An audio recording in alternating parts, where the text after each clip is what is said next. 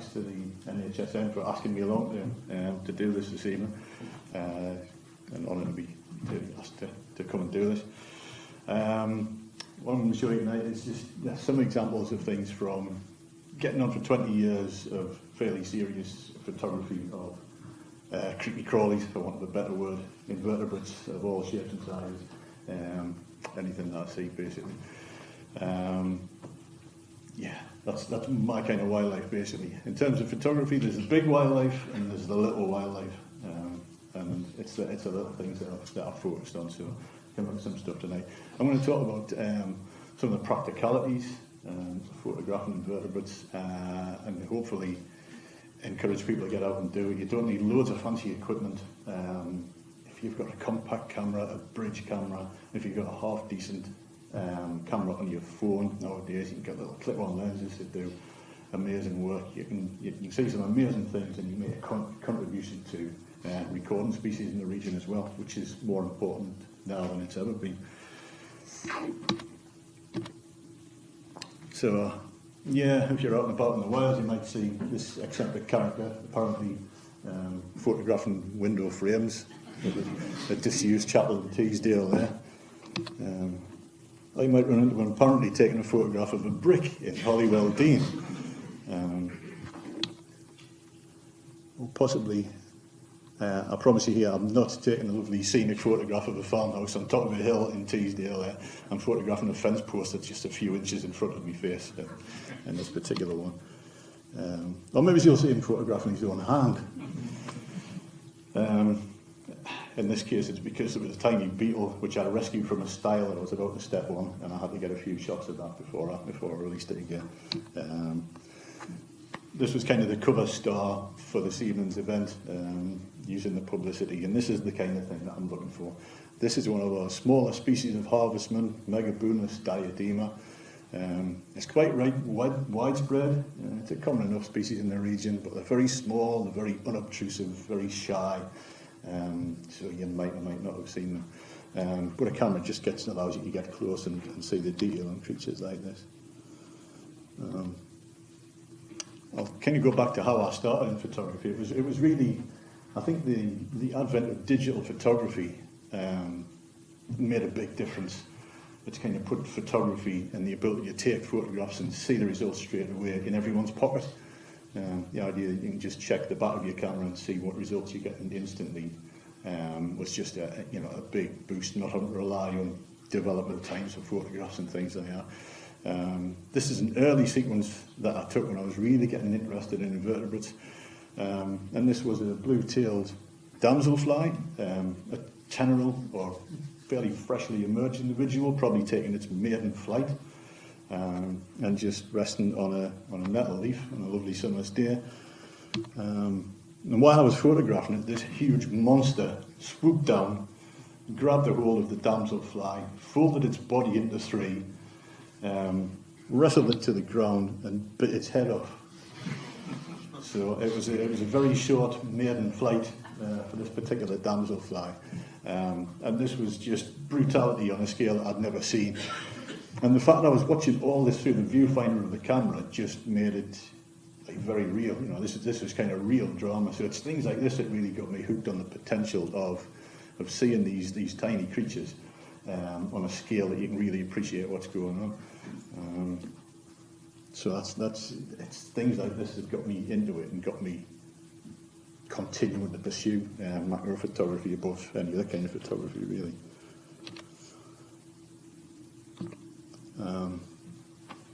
So I kind of started out with the larger, the more obvious species, you could say. Dragonflies. Everyone loves a dragonfly.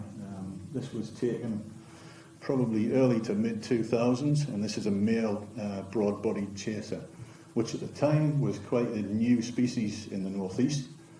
It's a species that had, prior to that point, a very southern distribution.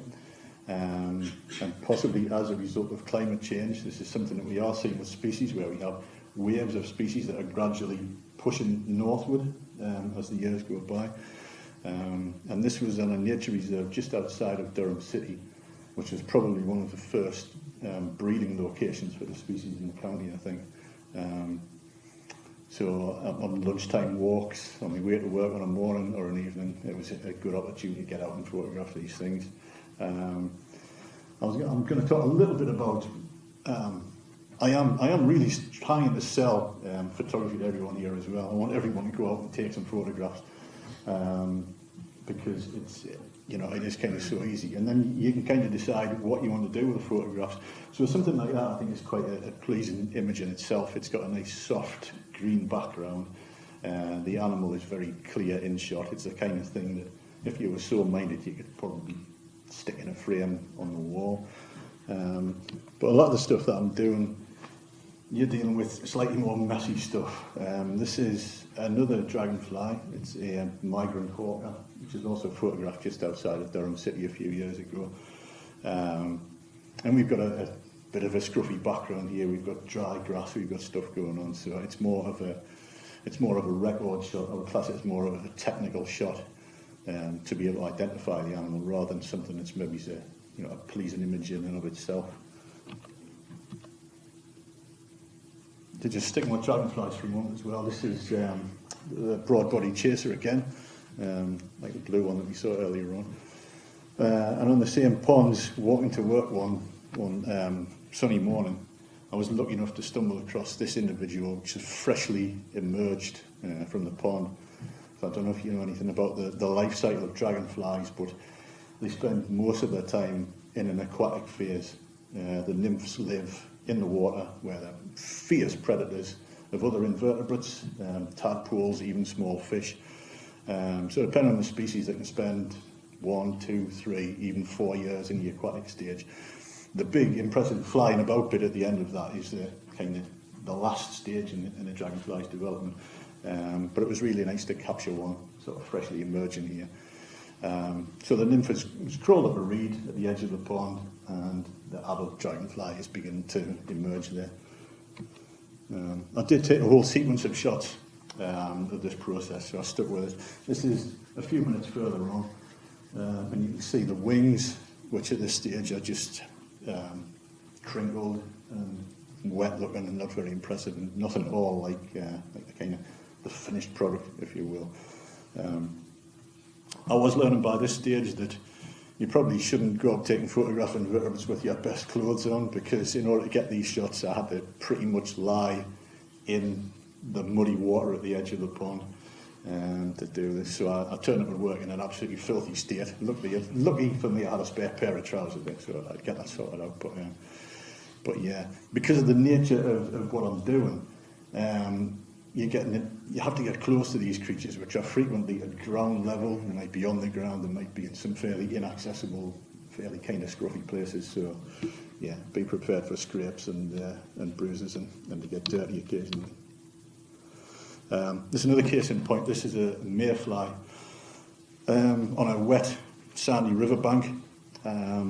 And it's nice when photographing invertebrates to try and get different views, to try and get something other perhaps than just a standard shot, the sort of top-down or sideways shot of something. And with some insects and invertebrates in general, portrait shots are quite nice. It's nice to actually see something face on like this. But the only way to get it is to just drop to the ground and get stuck in. Similarly with this tiger beetle, green tiger beetles, there's quite a lot of them about in the county. So in spring, early summer, sandy paths typically through moorland settings, things like that. You've got a good chance of seeing lots of these really stunningly beautiful metallic green predatory beetles. You can see it's got huge eyes, which is always a clue with a beetle that it's a predatory species, because it needs to see its prey really well to be able to hunt it down. That also means that it's very alert to threats itself from predators, etc. So they can be very hard to approach. If anyone's getting into invertebrate macro photography, they're a great thing to get practicing on, kind of cut your teeth on these, because once you've learned how to sneak up on a green tiger beetle, then you're kind of really making some progress. But again, the portrait shot here just adds a bit of something to it. It's actually eating a smaller insect there, I've no idea what that is. I can't identify because it's too badly chewed at this stage. But you can see the beetle's mandibles are wide apart. It's actively crunching, which is often a good time to sneak up on animals that are very wary. When they're preoccupied with something else, it sometimes gives you a little chance to get closer than they would ordinarily let you do. Similarly, when animals are mating, it might seem a bit intrusive. I'm kind of interrupting their private special moment here a little bit, but it does mean that they're doing something else. So you can sneak up on them, and it's nice to start capturing behaviour rather than just reference shots, kind of pretty shots of animals. It gives you a chance to actually see something that's going on. So yeah, these are Picromerus bidens, the spiked spine-shouldered shieldbug, I think. I'm not good with common names. You might hear me making an awful job of mangling some scientific names tonight, and I apologise for anyone whose ears are offended by that. But once you really get into invertebrates, I think you get to a stage just naturally where you start to kind of drop the common names and think more in terms of scientific names. It's just, it's an international language and everyone knows what you're talking about. I'll just talk a little bit about the equipment that I'm using. Like I say, I just started out with just a compact camera, the kind of thing you can slip in your pocket. Graduated to a digital SLR camera. But compared certainly with some forms of wildlife photography, it can be cheap or relatively cheap.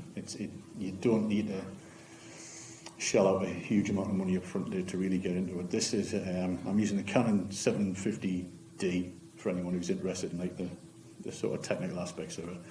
A Sigma 105mm dedicated macro lens. The macro lens just means that working at the end of its range, it's capable of one-to-one reproduction. So if I'm photographing an insect which is 10mm from nose to tail, then that occupies 10mm on the camera's sensor. It's simple as that. That's really what macro is about. But yeah, nothing particularly expensive, nothing fancy. You'll notice that I've got that I use flash, and one thing that I think certainly with SLR cameras, I think most people who are doing this kind of work use flash. You more or less have to, because you're frequently trying to freeze the motion of very quickly moving animals. Also the fact that you're working at sometimes quite extreme magnification, it magnifies any environmental movement as well. Wind or even the slightest breeze is very much the enemy of the macro photographer, because you just end up with things wildly waving through your field of view. So flash just gives you some control over the lighting, so you can freeze movement. You can introduce lighting into a very dark scene if you need to. So on the picture on the left there, it's a twin flash unit that just fixes to the front of the lens, so the light source is up close to the subject. On the right, that's a speed light, which again just mounts on top of the camera, and that's a collapsible diffuser, the white thing, which the lens pokes through, and it just spreads the light over a wider area, so you don't get such harsh hot spots in the image, which can sometimes come up. I mean, a fairly obvious example of somewhere where you really need flash is in a cave. I probably should have said before I started this, there are images of spiders here, so if anyone's kind of triggered by that, or anyone suffers from arachnophobia, I do apologise. There aren't too many. This is one of the cave spiders. This is Meta minardi. They're a big, lovely looking glossy spider, the kind of thing that if you are frightened of spiders, you really, really wouldn't like these. Another fairly widespread species, but very under-recorded, not often seen because of their requirements for complete darkness. The adults need to live in dark or near dark conditions. So it's caves, tunnels, even sewers, these things will crop up. And you'll always know they're there by seeing these large white egg sacs hanging from the ceiling. So the females produce these egg sacs, suspend them from the ceiling on a thread, and that's often, even if the spiders aren't around, that's your that's how you tell that the spiders are there. This is a sequence of various individuals. That's a female guarding the egg sac after she's completed work on it. So occasionally, and obviously, flash is an essential. Totally different animals. This is just taken a few weeks ago. Actually, this is a youngster, a nymph of Palomina prasina, the green shield bug. And this is another one which I kind of think possibly falls into the aesthetically pleasing photograph category as well, with the contrast between the lovely green of the animal itself and the browns of it's a hogweed's flower head, dead flower head that it's on there. The problem with flash is you get this dark background because of light fall off, so it can give you almost a studio type effect. And for a long time, historically, that was the way to photograph insects as well. I've read photography manuals written as recently as the 1980s that say if you want to try photographing insects, you need to trap them, stick them in the freezer for a couple of hours until they're torpid or nearly dead, and then pose them in a studio type setting and get some shots in before they actually wake up and get away from you. Which, yeah, take it or leave it. It's not something that I've ever done or felt the need to do, because a lot of the enjoyment and the challenge is just capturing these creatures in their natural environment. I don't want to be doing anything like that. If you are using flash, one way to get around the problem of the dark background is to shoot against the sky and use flash to fill in. So this is Larynioides cornutus, one of the furrow spiders, on a seed head, on a grass seed head.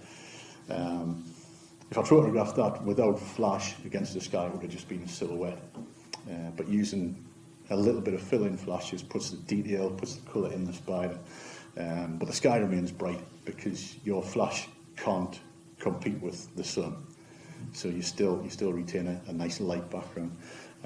So it's a really nice way. But again, you've got to lie down. So on this one, I was lying on my back and actually kind of shooting the subject above me, which really can get you some strange looks. I was photographing some harvestmen in a patch of nettles a few weeks ago out Muggleswick Way on a very quiet country road, and I was being careful what I was doing and keeping an eye open for traffic. It's actually a gated road, so I'd hear if anyone coming, but I was aware of cars slowing down, and a voice from an open window asked me, "Are you all right?" Clearly concerned for my welfare, because at this point I was lying on my back with my head in a patch of nettles, actually getting quite badly nettled where my hair used to be, and with my legs in the road. So, yeah, these are the situations that you find yourself in from time to time. Just another example of a spider shot against the sky there. I like the effect of the sticky droplets in the web there as well. More of the same, really, using the sky as a background. Common blue butterflies mating. So as I've said, when animals are occupied doing something else, feeding, mating, whatever, then they tend to stay still for a while, so it's an opportunity to get a picture. So you contrast that with a dark background. So one was shooting sort of against the sky, the other shooting against vegetation in the background, but using flash in both instances.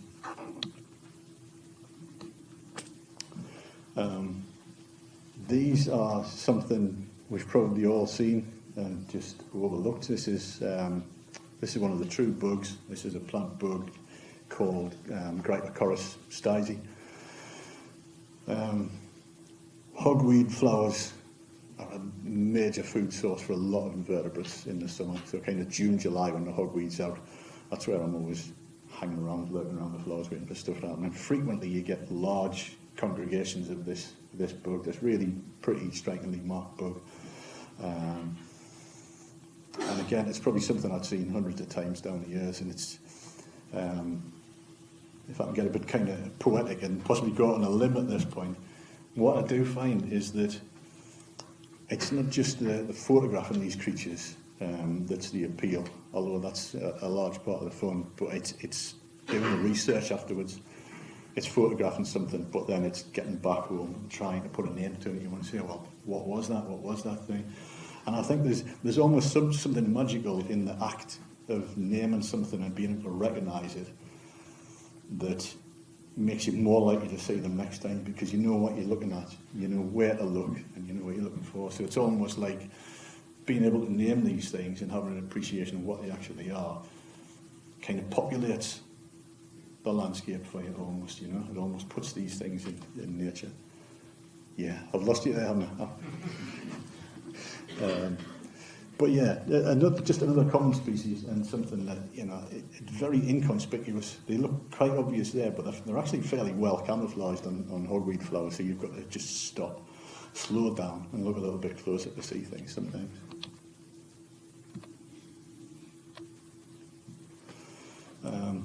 It's always nice, it always makes for a nice picture if you can get more than one species in as well, I think.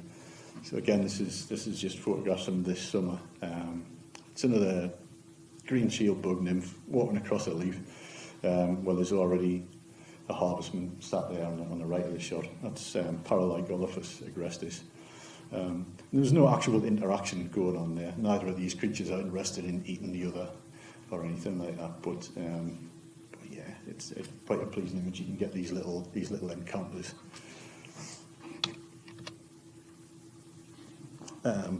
And staying with green shield bugs as well, again, this is two nymphs at different stages of development. And I just like the fact that they stood side by side. It's almost like big brother, little brother type of thing.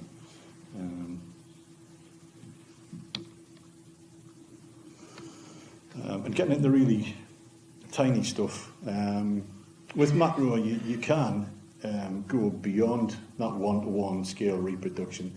You can invest in lenses that will actually magnify subjects by a factor of 2, 3, 4, 5 times.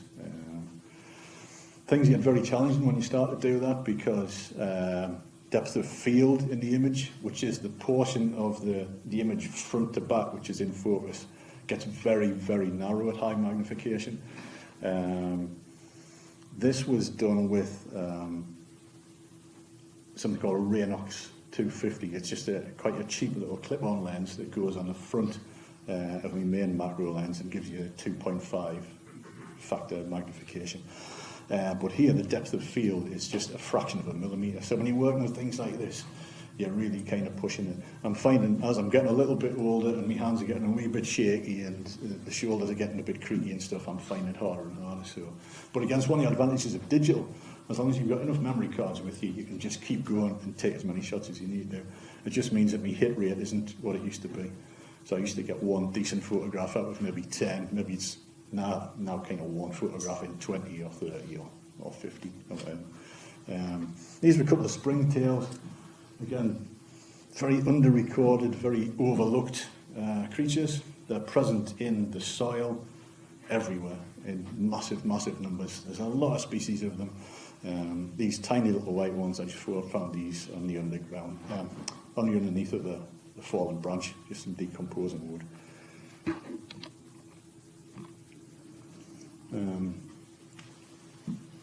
There's never really been a better time to be able to identify things as well. So we're in a bit of a golden age at the moment, where the ability to photograph things effectively and quite cheaply and easily is within everyone's reach. And certainly the number of field guides that have been published just over the past few years, there's some excellent field guides out there, and there's more coming out all the time.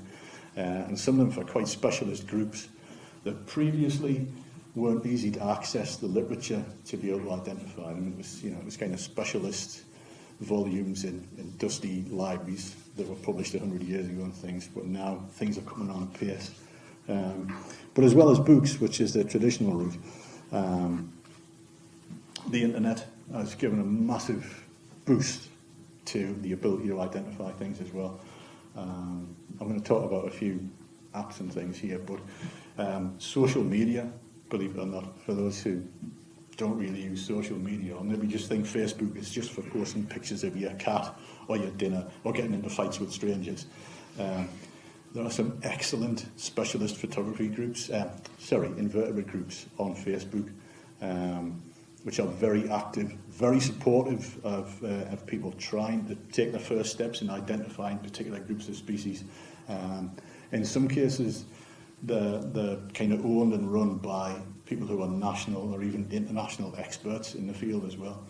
So again, in a way that you couldn't easily have done 10 years ago, you can now, the same day you take a photograph, you can get feedback from someone who really, really knows what they're talking about.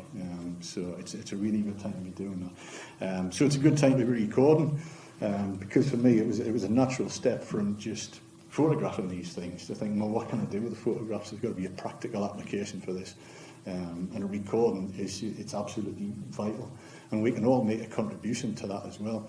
The Northeast, unfortunately, when you look at distribution maps, national maps for lots of groups of invertebrates, is still a little bit of a black hole in terms of recording. There's still an awful lot of dead spots there. And people do say that distribution maps aren't really maps of where the species live, it's just maps of where the recorders live. And I'm guilty of not recording everything that I see, but I'm trying to get better, I'm trying to do it. Again, I record. It's a resource that the NHSN have used, I think, Gordon, for particular recording projects. But you can put any species on there. You just need certain basic facts, date, location, a few details about what you photographed, suggested ID if you can do one. And it's an opportunity to post it and have experts look at it and either give it a yes or a no. So it's a really accessible thing.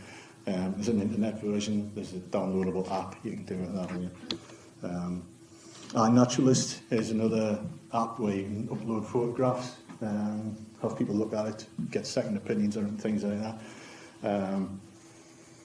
From a recording point of view, I don't want to put it down because I don't really know it that well, but unfortunately it lets people log in with just nicknames without supplying email addresses. So records that come through iNaturalist are hard to verify, they're hard to chase up, so the value of them possibly isn't quite as good as it could be. Another route, that's OBS Identify for those who don't know. There's quite a proliferation of identification apps just now for all kinds of plants and animals, which just allow you to upload a photograph and within seconds give you a suggested identification for it.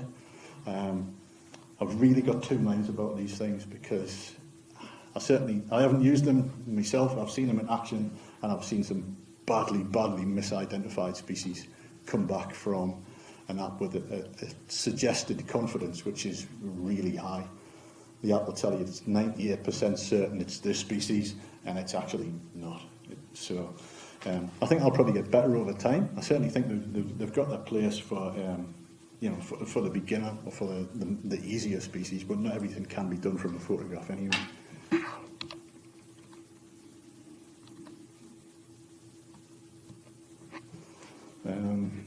These are 4 bugs. These are plant bugs. I occasionally use a sweep net. For years, I was just searching for things by eye, so just concentrating, looking at every plant, rock, fence post, everything when I'm out and about, and just hoping to see things. Some species, just by their very nature, are hard to see that way. A lot of these plant bugs, they live low down in vegetation and they stay there most of the time as well. So you've got to actually scoop them up somehow. So I do occasionally use a sweep net, which, if done carefully and sensitively and not to excess, and only on a dry day, sweep net and wet vegetation just makes a mess and injures or kills the creatures that you're trying to trap. But if you do it right, you can catch things long enough to photograph them, get a few record shots, and then release them unharmed in exactly the same location that they came from as well.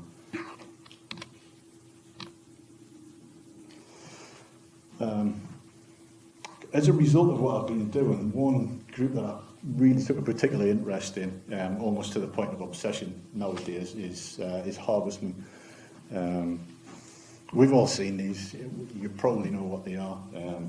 I always, until I started really getting into photography of invertebrates, I knew that they weren't true spiders, and that's about as much as I knew. They are arachnids, but the difference between harvestmen and spiders, there's an awful lot of difference there.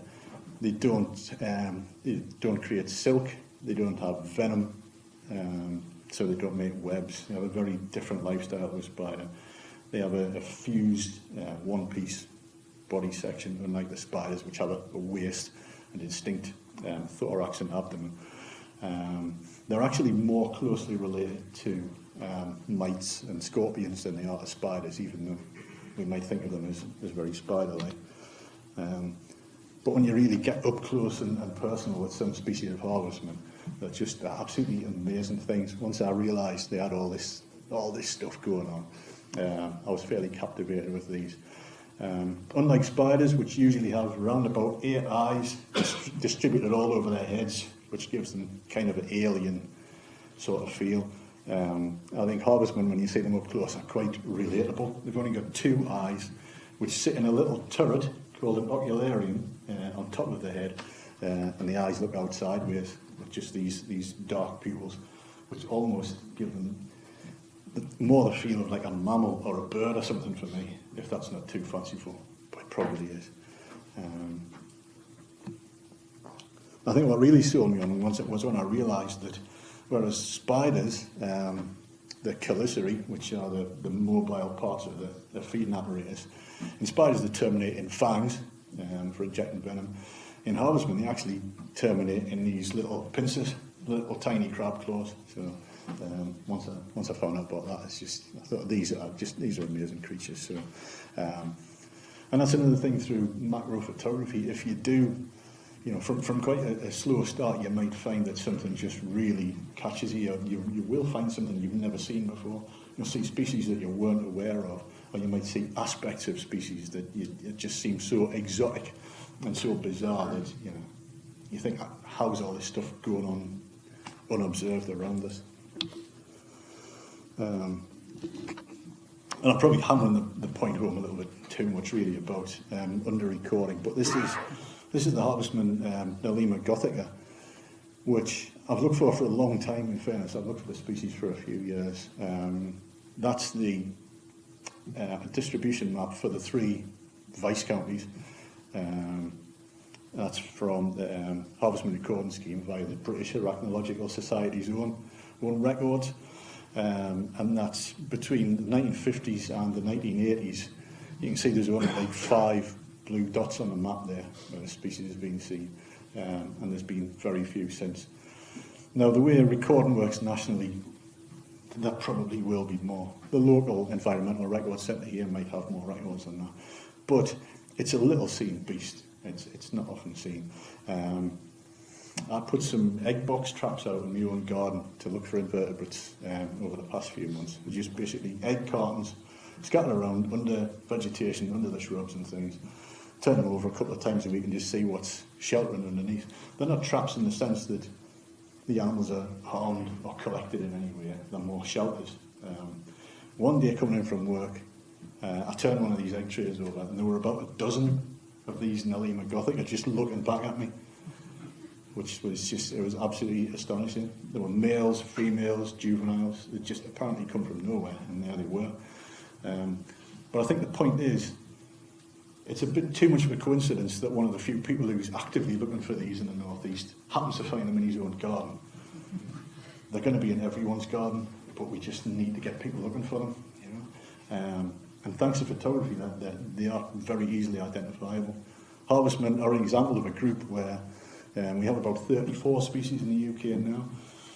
All but 2 of them can be identified with a very high degree of reliability from photographs.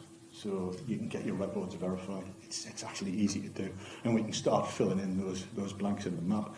As I say, at the time of habitat loss and biodiversity crisis, and we hear about the invertebrate apocalypse and numbers falling and things, it's critical that we actually figure out what we do have, because how do we know if we're losing species if we don't know they're there in the first place? So yeah, I'm probably dwelling on this a bit too much, but I'm trying to sell photography as a great thing in terms of finding and identifying invertebrates, and then I'm saying all the reasons why it's kind of not that good. So for some taxa, this is from an excellent article by Roger Morris of the Hoverfly Recording Scheme, which was published in British Wildlife. And he says for some taxa, only a small subset can be identified from photographs. It's, in other words, how many can you actually definitely put a name to from a photograph alone?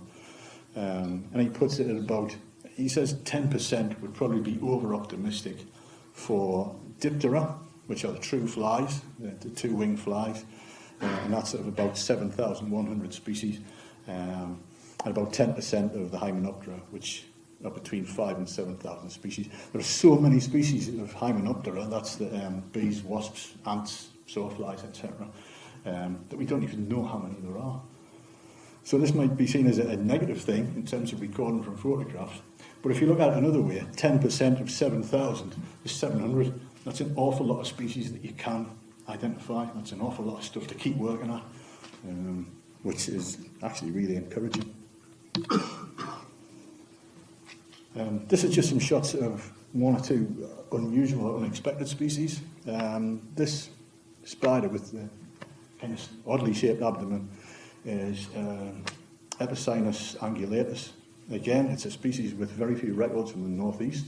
It's largely a southern species. And I found this just by turning over some old discarded fly-tipped rubbish on an industrial estate near to where I work. As a bit of a side note, we all like the environment to be clean and pristine, but as an invertebrate photographer, I'd like to just say I like some litter to be out there. It's kind of a great resource because so many things just hide under stuff. So yeah, a lay-by full of fly-tipped rubbish or something within a few days, if you go and start turning bits of old discarded boards over and things, there'll be all kinds of exciting things lurking underneath. Another species to turn up in your own garden, this is a bark fly, another whole group of insects that I was blissfully unaware of until just a few years ago when I started photographing my first ones. This is Caesulius ornatipenis, I do believe. If anyone wants to correct me on that one, please go ahead. Photographed this in my own garden. This is an interesting one because it's a recent arrival from Chile. It's a native of Chile. It was first recorded in the British Isles in Ireland in 2016. And this was photographed in my garden in 2020. So in the space of 4 years, this species has made it all the way from Ireland onto the mainland UK, across the Pennines and into the north of Durham. So you never know what you're going to find either. We don't really have a kind of a fixed, static number of species that you're going to expect to see again and again, because the opportunity for surprise or something new is always there.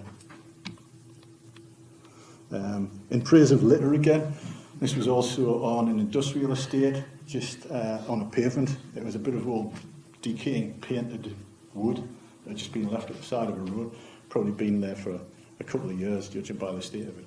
And these rosy woodlice, another species I'd looked for a long time, Androniscus dentiger, I believe it is, a rosy woodlouse. Really strikingly beautiful thing with this red coloration and the two yellow lines down the back. Probably under-recorded. Woodlice, we're all used to seeing them. I'm as guilty as anyone else when I'm looking for invertebrates of turning a log over, hoping to see something really exciting, and saying to myself, it's just woodlice. But we have a lot of species of woodlice in the UK, even the opportunity for recording those, it's always there. I guarantee if anyone has a garden, if you see any woodlice in your garden at all, you've probably got at least 3 different species living there. And they probably haven't been recorded from the 100 metre square in which you live, or possibly even for the kilometre square in which you live, so it's all there waiting to be done. That's a cream spot ladybird on the right, which you might recognise. The animal on the left is a very bizarre looking fly. It's a snake fly, which have this long kind of flexible neck. Another species that's probably very common, but due to their lifestyle, their habits, we don't really see them because they live almost exclusively in the canopy layer of woodland. so right up in the top of the trees. It's very rare you see them at low level, so it's something you just don't really get the opportunity to photograph very often. So it's a nice one to get 2 species in there as well. It's good for a sense of scale. That's a strand of barbed wire that both the animals are on there, so that gives you an idea how small they are. Hazards of the countryside. These aren't unique to the invertebrate photographer at all. You all have to keep an eye open for ticks when we're out and about there. I think the difference is when you've got a camera around your neck, you see it and instead of going, oh no, there's a tick and fleeing in terror, you've got to take a photograph. Just curiosity kicks in. This is a plant, well, one of the plant bugs in the genus Anthocorus. You might be familiar with these again from the garden, the nippy little things. They get on your skin. Bugs, they might look a bit like beetles, but they're very different. They have jabbing mouth parts. They have effectively a straw, which they jab into whatever their food source is, be it a plant, be it another animal in the case of predatory bugs, and feed that way. A lot of bugs, if you pick them up, they'll have a go. They'll just have a little sample of you. They must think, well, what's this that I'm walking around on? Let's just give it a taste and see if there's anything, any kind of nutrition there. So these plant bugs will often jab you. It doesn't do any harm. It doesn't particularly hurt, but you do get these stabby little rascals on you from time to time. This is one of the only insects that really sort of freak me out. This is the one that sends me screaming and flapping my arms and running away. I really don't like horseflies at all. Horseflies love me. They find me absolutely delicious. I can be out with other people who aren't bothered by them at all, but they always make a line for me. But even so, you've got to photograph them. You've got to see what they look like. This is one of the clegs. I think it's probably a notch-horned cleg. It's just a strikingly lovely thing. The pattern on the wings, the iridescent colours in the eyes, it's just lovely. So they're a bit of a mixed blessing, these ones. That's just a close-up of the eyes as well. These amazing bands of iridescent colour running through them. But that's, yeah. I don't often like to get that close to them. I was talking about capturing behaviour. This is just a little sequence of, again, something that's really overlooked. That big, colourful animal running through diagonally across the picture there is a hoverfly larva. So that's going to grow up to be a lovely hoverfly which just hangs around flowers and it's very decorative in the garden. But the larvae of many species are really voracious predators of aphids in particular. This aphid was unlucky or foolish enough to actually walk across the hoverfly larva, which talk about asking for trouble. So the larva started thrashing around and trying to grab the aphid. Intended to make lunch of this particular one. Here it's got it pinned down. But this story, unlike the one about the damselfly right at the start, if you can think that far back, has a happy ending because the aphid managed to squeeze free. I like to think that on the right there, he's telling that smaller aphid to steer clear of the hoverfly larva. Something that you have to deal with as well is if there's not enough variety of species out there. There's a lot of variety within a species, especially insects which undergo complete metamorphosis, where the larval stage bears no resemblance whatsoever to the adult stage. So sometimes when you're trying to figure out what things are, you don't even know where to start. You don't know what you're looking at. These are fly larvae, which was I found just under some rotting wood. It's quite striking looking things. They've got the little breathing tubes towards the back edge of them there, and these feathery appendages running around the edge of the animal. So I've never tried to identify them. With 7,000 species of flies, I'm not going to get into trying to identify the larvae. Some things are just too much. This is another harvestman. Harvestmen, you often see them with these tiny little red mites attached. This is the larval stage of one of the red mites that you see running around a lot in the summer. Frequently attach themselves to harvestmen, pierce the skin of the animal and drink the juices from them there. They don't do them any great harm. They eventually drop off once they're full. But yeah, it must be really irritating to get one of these stuck right behind your eyes like this where you can't do anything about it. Animals that undergo incomplete metamorphosis, which go through a series of moults till they gradually reach adulthood, the stages often look a lot like the adults. So you can tell this little creature was only about 3 millimeters nose to tail, but you can tell straight away that it's a baby grasshopper. Very pretty little things.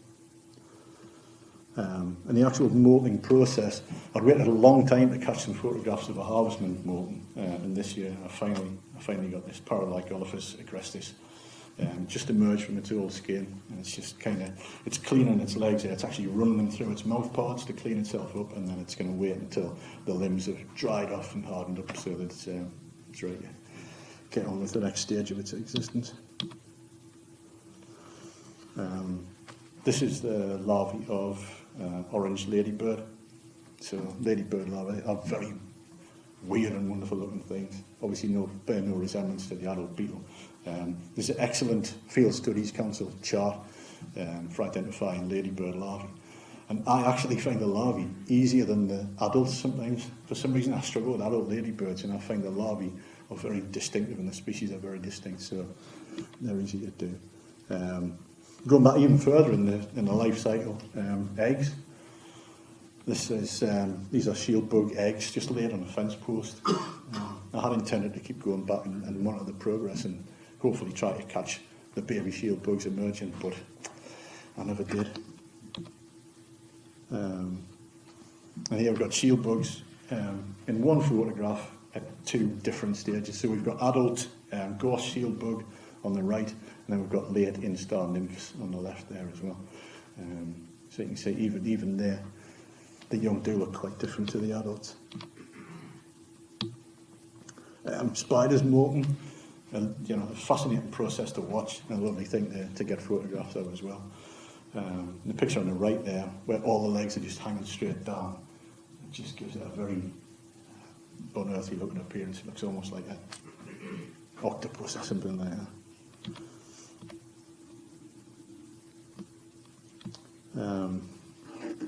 Back one. Youngsters again. These are youngsters of one of the carrion beetles, and it might look like they're on some sort of vegetation or grass or straw or something there. That's actually the carcass of a quite badly decomposed rabbit. And this is another one of the situations that you certainly find yourself in as an invertebrate photographer. I can't go for a walk in the countryside without turning over the occasional dead rabbit or sheep or whatever's lying around, because all kinds of interesting things might be living on the underside of it. So if you've got the stomach for it, if you're not too put off by the stench of decay, it's all there just to be found. And that's one of the adults. You can see the wing case is one of the adults there, in basically a hole in the carcass. Delightful. One of the crab spiders in the genus Zysticus. Lovely thing to photograph. Nice little shot there on an unfolded nettle leaf. You get an idea from the scale there, because you can see the individual stinging cells on the nettle leaf, so it's quite a small spider, but very feisty things. Sometimes when you're just photographing an animal, it'll turn around and threaten you. So although these are just tiny things, this is a very typical thing for these.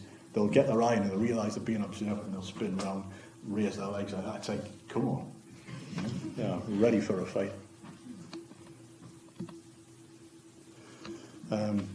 It's nice to be able to use photographs for a purpose as well.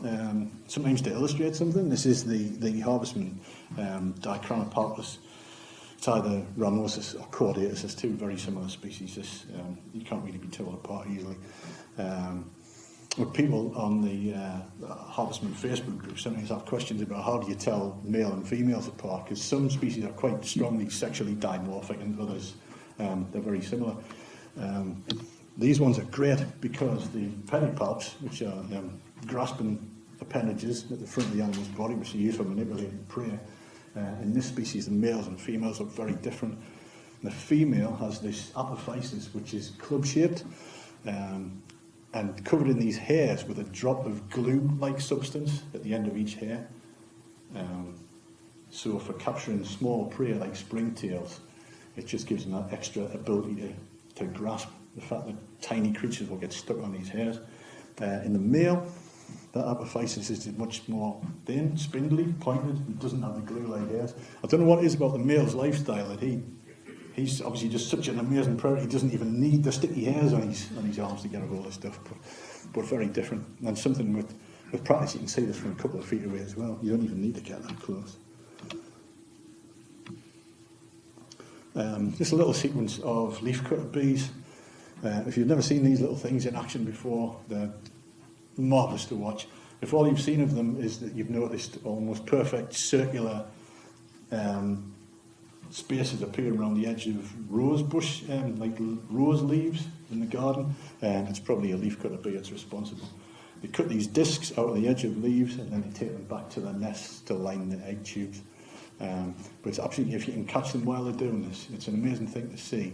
And it's another challenge, another thing to kind of sharpen your skills on when you're photographing them, because you've got to observe where they are and you've got to stake the position out, and then you've got to be ready to act really quickly when one turns in, because they cut these circles out in just a few seconds, really quick.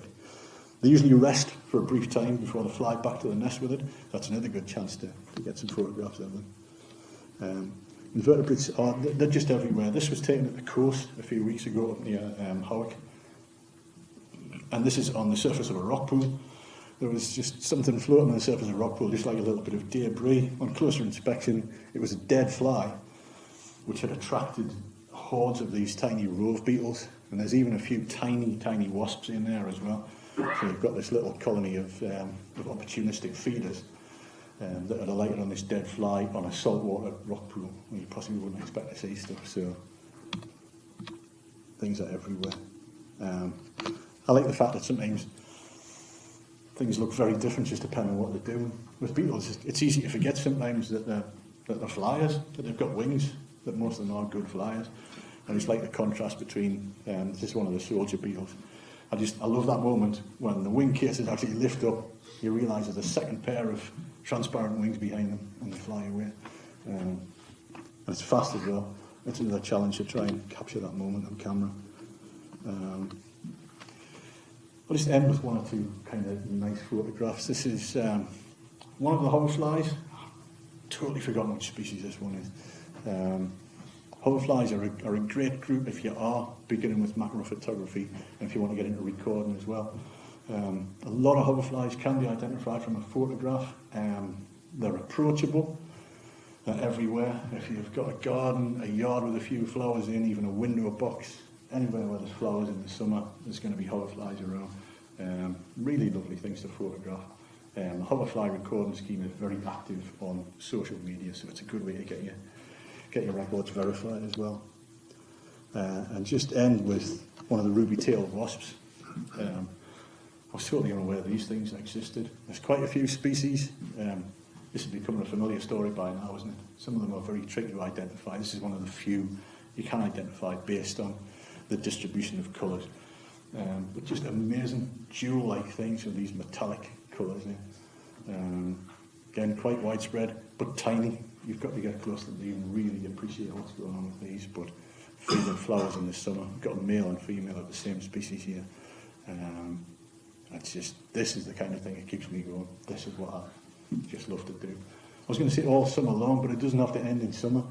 I think we kind of feel like insects are only around in summertime, and then the winter's at a dead time. It's because the big things might have gone to ground. The butterflies, the dragonflies aren't around anymore, the more obvious stuff. But there's just things to be seen all the time. The first invertebrate that I recorded in 2022, this year, was the Harvestmen Nemastoma bimaculatum on New Year's Day. I was supposed to be out on a plant hunt, organised I think through the NHS. But needless to say, I had kind of half an eye on the plants, but I was also a bit, but there's some stones over there, and there's some things I need to look for. So it just never ends. And things will persist until the end of winter as well. And that's it. Thank you very much for listening.